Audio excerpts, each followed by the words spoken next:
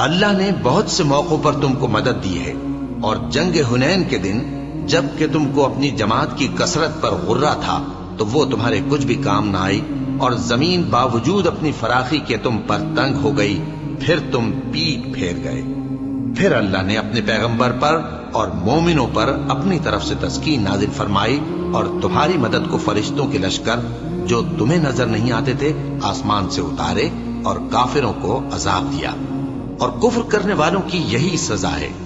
پھر اللہ اس کے بعد جس پر چاہے مہربانی سے توجہ فرمائے، اور اللہ بخشنے والا ہے، مہربان ہے۔ مومنوں، مشرک تو پلید ہیں،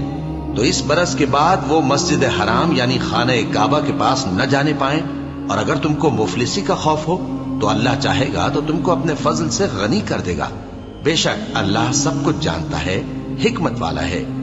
جو لوگ اہل کتاب میں سے اللہ پر ایمان نہیں لاتے، اور نہ روز آخر پر یقین رکھتے ہیں، اور نہ ان چیزوں کو حرام سمجھتے ہیں جو اللہ اور اس کے رسول نے حرام کیے ہیں، اور نہ دین حق کو قبول کرتے ہیں، ان سے جنگ کرو یہاں تک کہ ذلیل ہو کر اپنے ہاتھ سے جزیہ دینے لگیں۔